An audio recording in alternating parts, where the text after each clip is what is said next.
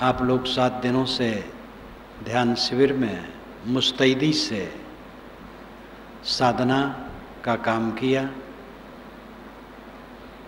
ये काम घर में भी करते रहें। जो साधु हैं उनका तो काम ही है कहीं रहें, साधना में रहें। गृहस्थ लोग भी समय निकालें। सद्गुरु कबीर की साखी है, नेम जगावे प्रेम को, प्रेम जगावे जीव, जीव जगावे पीव को, वही जीव वही पीव। नियम प्रेम को जगाता है, प्रेम जीव को जगाता है, जीव पीव को जगाता है। तो साहब कहते जीव पीव दो नहीं है। नियम नेम नियम, नियम का नेम अपभ्रंश है। पद बैठने में सरल है, इसलिए नेम जगावे प्रेम को। नियम से चलोगे तो प्रेम जगेगा। जैसे कि तैतरीय उपनिषद में दान करने के लिए कहा गया, मैं जब पहली बार पढ़ा था बहुत प्रभावित हुआ, क्योंकि पहली बार और चित्त को प्रभावित करता है। प्रभावशाली तो सब समय है। गद्य मंत्र है, श्रद्धयादेयम अश्रद्धयादेयम श्रेयादेयम हिर्यादेयम भियादेयम संविदादेयम। ये तैतरीय उपनिषद में उपदेश है दान करने के लिए। श्रद्धयादेयम, श्रद्धा से दान करो। किसी ने कहा मुझे श्रद्धा नहीं है दान करने की, तो ऋषि ने कहा अश्रद्धयादेयम, बिना श्रद्धा के दो। बिना श्रद्धा के देते देते तुम्हारे मन में श्रद्धा उत्पन्न हो जाएगी। इस पर एक घटना, बस्ती जिले में शंकर भक्त यहाँ मैं था, उनकी कुटिया पर बड़ा भंडारा था। खूब साधु आए थे, गुरुजी उस समय थे। मैं कुटी में था और गुरुजी शायद उनकी जगह कहीं अलग रही होगी, याद नहीं है रहने की।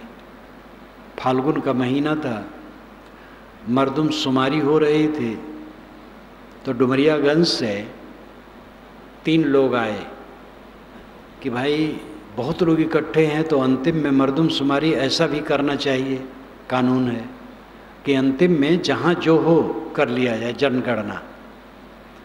तो आए तो गांव वाले बताए कि संत लोग तो करीब करीब 100 हैं। और फिर जो बहुत सोचे थे कि हजारों हैं, वैसा तो नहीं था। भक्त लोग सत्संग में जुटते थे फिर चले जाते थे, तो लौटने लगे। तो किसी ने कहा अगर आप आए हैं तो वहाँ चले चलिए। तो 3 युवक थे, युवक थे ही सब। तो मन तो उनका नहीं था, लेकिन किसी प्रकार ले आए। फाल्गुन की हवा चल रही थी पश्चिमी, केवांच के पेड़ थे सूखे, रोए उसके उड़ रहे थे बाहर। उनको लगे वो बहुत परेशान हो गए कि भाई मैं साधु उधु पास वैसे नहीं जाता हूँ, और वैसी जगह ले आए, मेरा सारा शरीर जल रहा है, परेशान कर दिए। अरे कहे अब आ ही गए हैं तो चले चलो अंदर में। मेरे पास आ गए तो मैंने कहा भाई झट से इनको तेल दो। तो हाथ पैर में लगाए, फिर वो शांत हुआ, बैठे, बातचीत होने लगी। बात होते होते शाम हो गई। मैंने कहा आप लोग जाइए। कि महाराज जाने का मन नहीं होता, यहाँ आने का मन हमारा नहीं था। वो तो मर्दमशुमारी के लिए आए थे, जनगणना के लिए, और ये लोग ज़बरदस्ती लाए। लेकिन जब आपसे बात होने लगी, आपके पास बैठ गया, अब जाने का मन नहीं होता। तो उपेक्षा थी उनको, लेकिन सामने आ गए तो श्रद्धा जग गई। ये मुझे याद आया कि अश्रद्धयादेयम, अगर अश्रद्धा से भी देने की आदत करोगे तो श्रद्धा बन जाएगी। श्रद्धयादेयम अश्रद्धयादेयम श्रेयादेयम, श्री नाम धन, धन के मुताबिक दो। कोई धनी है ज़्यादा दान करता है, तुम धनी नहीं हो तो उतना ही दो। अगर तुम धनी हो तो ज़्यादा दो। श्रेयादेयम हिर्यादेयम, हिरी नाम लज्जा, लज्जा से दो। लोग दान करते हैं, तुम कैसे कंजूस हो। भियादेयम, भय से दो। अगर तुम दान धर्म नहीं करोगे तुम्हारा भविष्य कितना खराब होगा।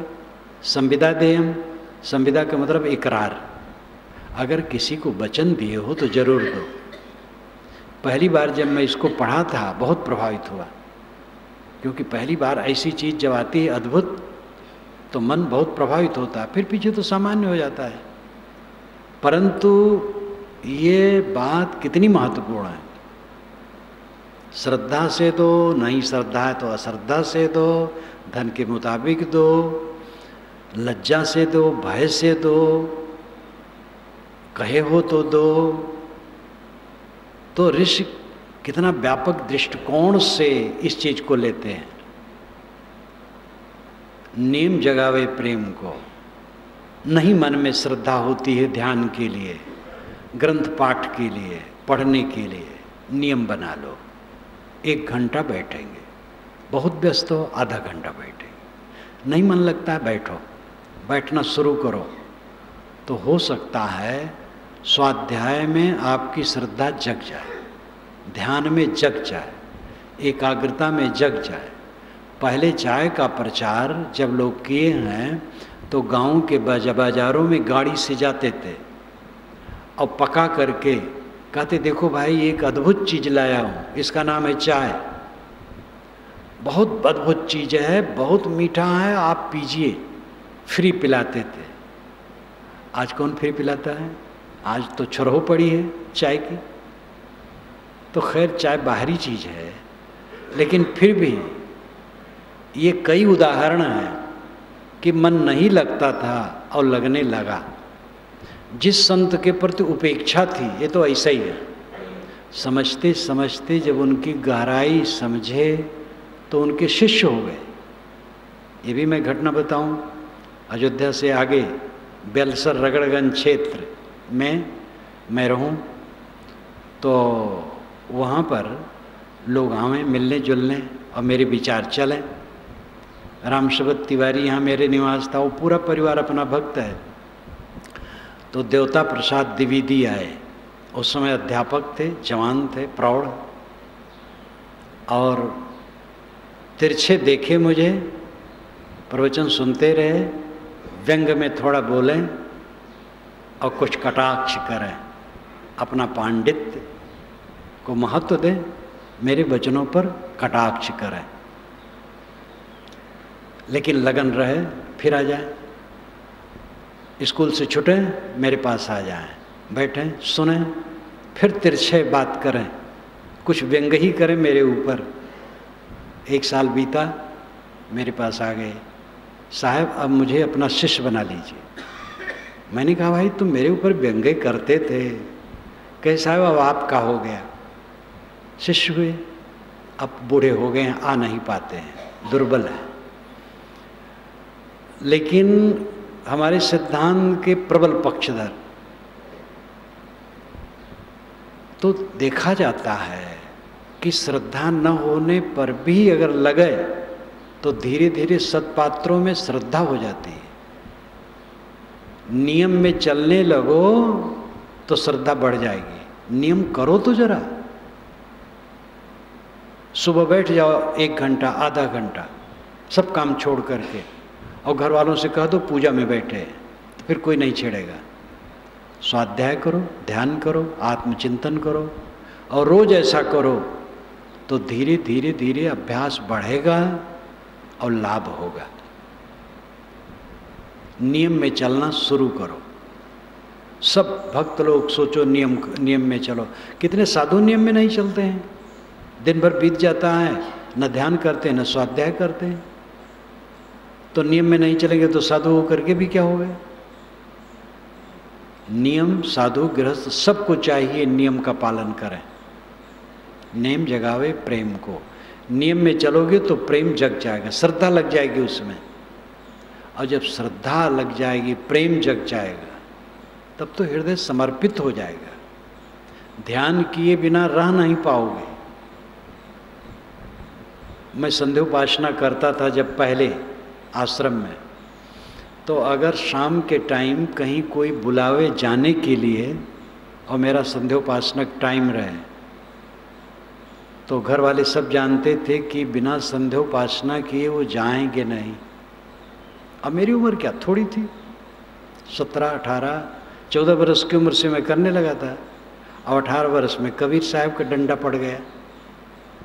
इसी बीच में समझो तो मेरी बड़ी चचीरा हैं तो व्यंग करें, कहें वो कहीं जाएंगे इतने टाइम, वो बिना नाक चापे कहीं नहीं जाएंगे।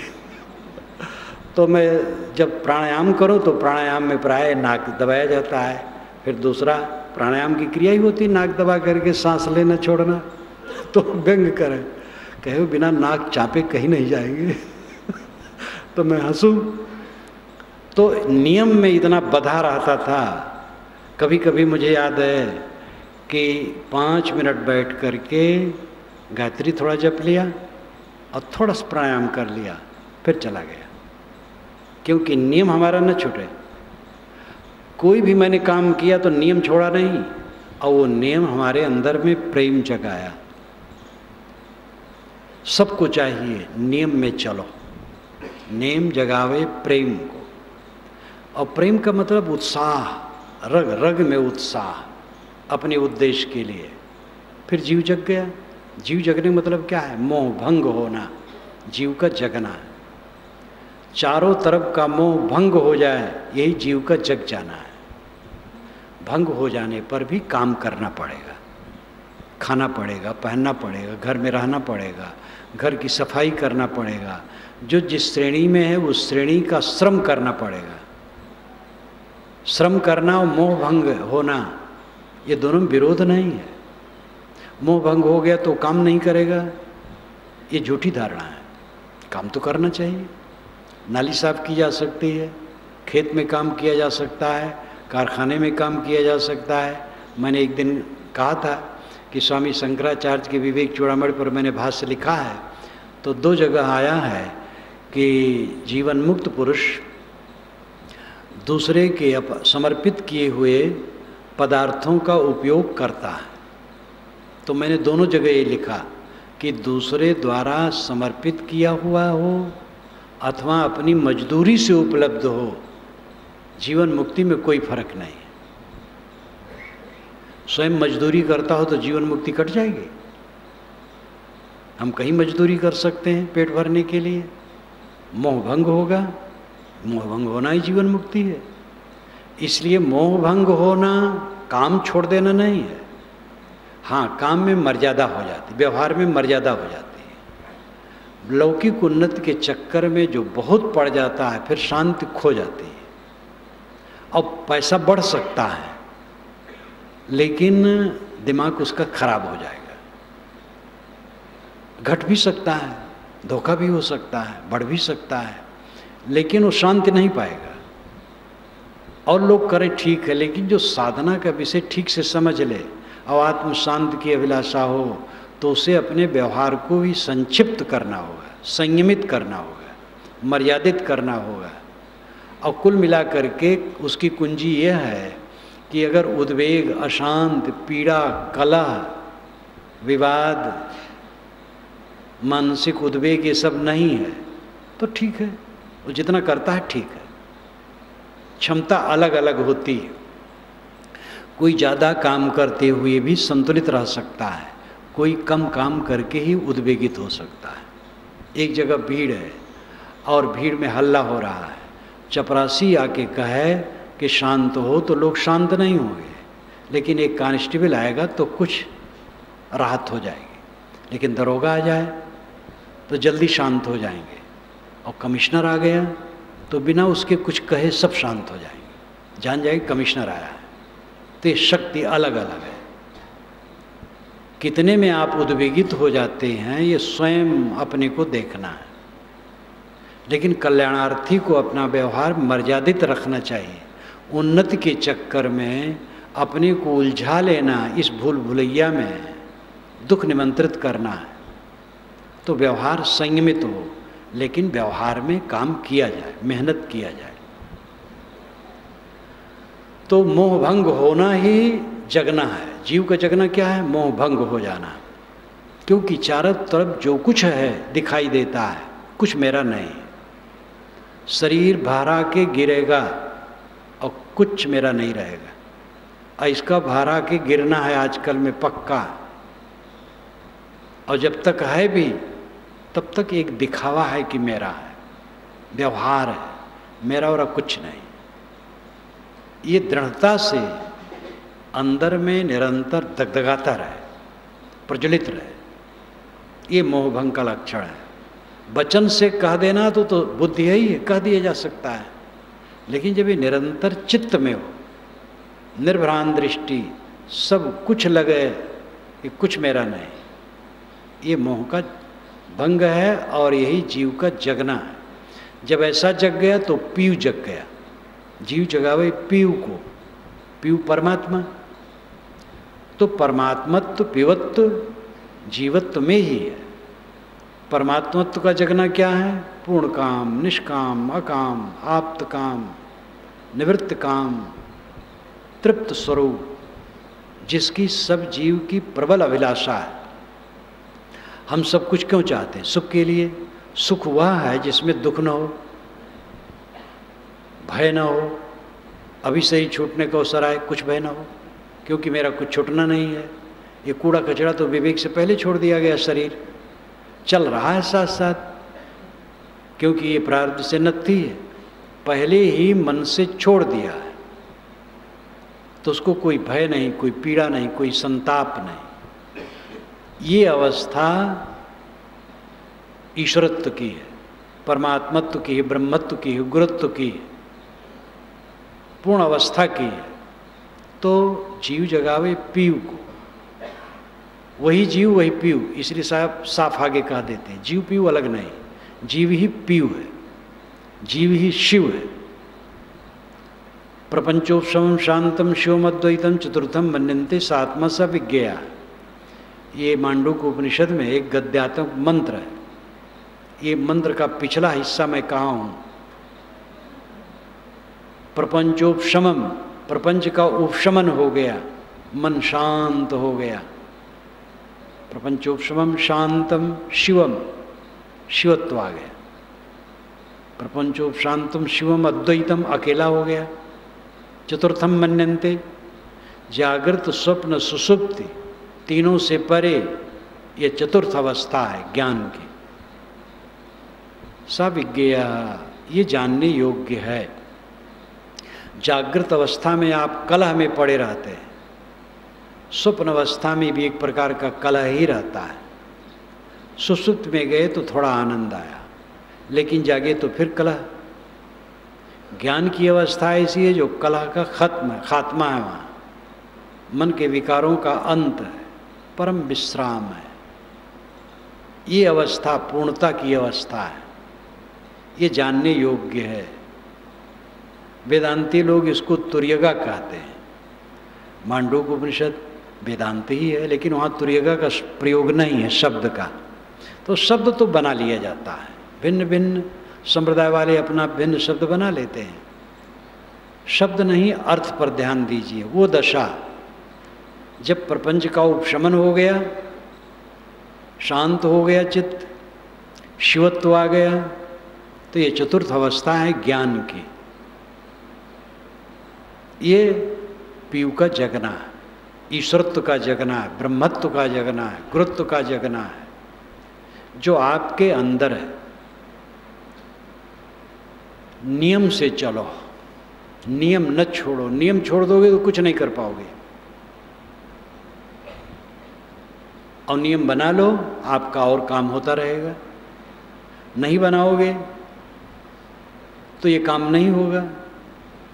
ये मैं उदाहरण दिया करता हूँ, मठाधीशों से कहता हूँ कि सुबह शाम ध्यान चिंतन मनन करो, तो कितने मठाधीश कहते हैं कि साहब तो मठ का काम कौन करेगा। तो मैं कहता हूँ भाई, इलाहाबाद में भी मठ है, यहाँ सुबह 2 घंटे, शाम को 2 घंटे लोग बैठते हैं, और मठ का कोई काम पीछे नहीं है। जब लोग 5:30 बजे यहाँ ध्यान में बैठते हैं, आप लोग ध्यान शिविर में आए तो 6 बजे से होता है, और बाकी समय में 5:30 से, और घंटी तो ही 4 बजे लगती है। लेकिन 1.5 घंटे में लोग निपट लेते हैं, पूरा आश्रम साफ हो जाता है, और यहाँ बैठते हैं। और 2 घंटे, 1 घंटा ध्यान, 1 घंटा प्रवचन चलता है, पढ़ाई चलती है। शाम को भी 2 घंटे, और मठ का काम कोई पीछे नहीं है। ऐसा उदाहरण देता हूँ तब भी लोग नहीं ध्यान दे पाते हैं, क्योंकि लगन नहीं है।